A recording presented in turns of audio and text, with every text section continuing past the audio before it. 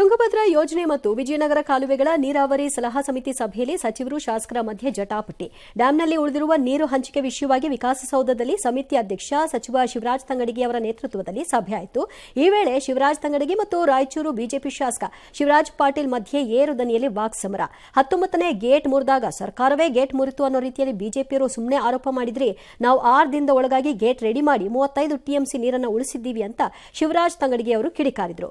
105.788 TMC ಸಾಮರ್ಥ್ಯದ ಡ್ಯಾಂನಲ್ಲಿ ಸದ್ಯ 96.64 TMC ನೀರಿದೆ. 3600 ಕ್ಯೂಸೆಕ್ ನೀರಿನ ಒಳಹರಿವು ಬರ್ತಿದೆ. All right. ಇನ್ನು ನಕ್ಸಲ್ ವಿಕ್ರಮ್ ಗೌಡ ಎನ್ಕೌಂಟರ್ ನಡೆದ ಹೆಬ್ರಿಯ ಪೀತಬೈಲು ಆ ಪ್ರದೇಶಕ್ಕೆ ಡಿಐಜಿ ಯಾರೋ ಡಿಜಿಪಿನೋ ಯಾರೋ ಪ್ರಣಬ್ ಮೊಹಂತಿನೋ ಯಾರೋ ಅವ್ರು ಭೇಟಿ ಕೊಟ್ಟಿದ್ದಾರೆ, ಪರಿಶೀಲನೆ ಮಾಡಿದ್ದಾರೆ.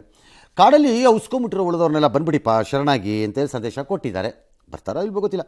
ಏನು ಸಶಸ್ತ್ರ ಮೀಸಲು ಪಡೆ ಹೆಬ್ರಿ ಅಜಕಾರು ಅಲ್ಲೆಲ್ಲ ಹೋಗಿ ಸಿಕ್ಕಾಪಟ್ಟೆ ಅವರೆಲ್ಲ ಕೂಬಿಂಗ್ ಮಾಡ್ತಿದ್ದಾರಂತೆ. ಕೊಡಗು ಜಿಲ್ಲೆಯಲ್ಲೆಲ್ಲ ಸ್ವಲ್ಪ ಎಚ್ಚರಿಕೆಯಿಂದ ಕಾಯ್ತಾ ಇದ್ದಾರಂತೆ. ಅಲ್ಲೆಲ್ಲ ಗೇಟ್ಗಳು ಹಾಕ್ಕೊಂಡು ಬಂದವ್ರನ್ನ ಹೋದವ್ರನ್ನೆಲ್ಲ ತಪಾಸಣೆ ಮಾಡ್ಕೊಂಡು ನಿಂತಿದ್ದಾರಂತ ಅವ್ರೂ. ಈ ಮಧ್ಯೆ ಅವ್ರು ಯಾರೋ ಮಾಜಿ ನಕ್ಸಲ್ ನಿಲಗುಳಿ ಪದ್ಮನಾಭ ಅವರು ಎಲ್ಲೋ ಹಿಡಿದು ಹಿಂಸೆ ನೀಡಿ ಸಾಯಿಸಿ ಕೊನೆಗೆ ತಂದು ಇಲ್ಲಿ ಹಾಕಿದ್ದಾರೆ.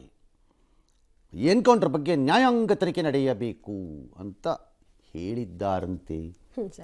ರಾಜ್ಯ ಸರ್ಕಾರ ಅದು ಇಲ್ಲ ಅಂತ ಹೇಳಾಗಿದೆ. ಹಾಗಾಗಿ ನ್ಯಾಯಾಂಗ ತನಿಖೆಗೆ ಅವರು ಒಪ್ಪಲಿಕ್ಕಿಲ್ಲ ಅಲ್ವಾ?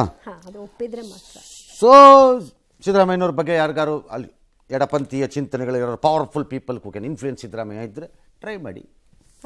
ಎಸ್.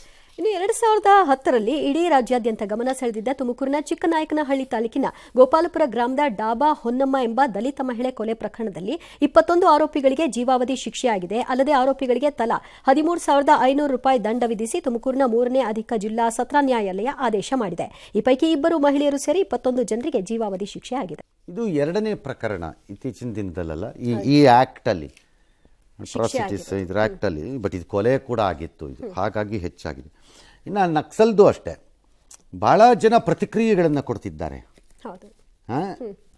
ಆದರೆ ಆ ಪ್ರತಿಕ್ರಿಯೆಗಳು ಒಂಥರ ಇದೆಯಪ್ಪ, ಅದೇನೋ ಒಟ್ಟಲ್ಲಿ ಕೊಡ್ತಾ ಇದ್ದಾರೆ ಅಷ್ಟೇ ಪ್ರತಿಕ್ರಿಯೆನ. ಶರಣಾಗಿ ಅಂತಾರೆ, ಸರ್ಕಾರ ರಕ್ಷಣೆ ಕೊಡಲ್ಲ. ಹೇಗದು? ಈಗ ಶರಣಾಗಿ ಅಂತ ಇವ್ರು ಕೇಳಿದ್ದಾರೆ. ಈಗ ಯಾರು ಔಸ್ಕೊಂಬಂದಿರೋರು ಇವ್ರು ಯಾರೋ ಹೇಳಿದಾರಲ್ಲ ನ್ಯಾಯಾಂಗ ತನಿಖೆ ಆಗಬೇಕು, ಆಗಬೇಕಾದ್ರೆ ಹಾಕ್ಕೊಳ್ಳಿ, ಸರ್ಕಾರ ಒಪ್ಪಿಕೊಂಡ್ರೆ ಮಾಡಿಸ್ಕೊಳ್ಳಿ, ಅದಲ್ಲ ಪಾಯಿಂಟ್. ಬಟ್ ಈಗ ಇವ್ರು ಯಾರೋ ಇದಾರಲ್ಲಪ್ಪ, ಈಗ ಔಸ್ಕೊಂಬಿಟ್ಟಿದ್ದಾರೆ 4 ಜನ ಅಂತ ಇದೆಯಲ್ಲ ಪೊಲೀಸ್ನವ್ರ ಕೈ, ಅವ್ರಿಗೊಂದು ಕಾಲ್ ಕೊಟ್ಬಿಡಿ, ನೀವು ಬಂದು ಸರೆಂಡರ್ ಆಗ್ಬಿಡ್ರಪ್ಪ, ಯಾಕೆ ಬೇಕು ಇಂಥ ಗಲಾಟೆ ಅಂತ ಹೇಳಿ ನೋಡೋಣ. ಯಾರು ಹೇಳಲ್ಲ ಅವರ. See this is the problem. ಇದು ಹಿಂದಿಂದ ಬಂದಿರೋ ವಾದ. ಒಂದು ಥರದ ಘಟನೆ ನಡೆದಾಗ ಈ ಥರ ಚಿಂತನೆ ಅಥವಾ ನಕ್ಸಲ್ ಪ್ರೀತಿ ಇದ್ದವರು ಎಲ್ಲ ಒಂದು ಥರದ ವಾದವನ್ನು ಮಂಡಿಸ್ತಾರೆ, ಇನ್ನೊಂದು ಥರದ ನಡೆದಾಗ ಇನ್ನೊಂದು ಥರ ವಾದ ಮಂಡಿಸ್ತಾರೆ ಅನ್ನೋದು. ಹಾಗಾಗಿ ಬೇಡ ಏಕವಾದ ನಡೆದೋಗ್ಬಿಡ್ಲಿ. ವಿಕ್ರಮ್ ಗೌಡ ಅನ್ನುವಂಥ ವ್ಯಕ್ತಿ ರೀತಿ ಇನ್ನೊಂದು ಹತ್ಯೆ ಆಗಬಾರ್ದು. ಮನವಿ ಮಾಡಿ ಎಲ್ಲ ವಾಪಸ್ ಬನ್ನಿ ಅಂತ. ಅದಾಗಬೇಕು.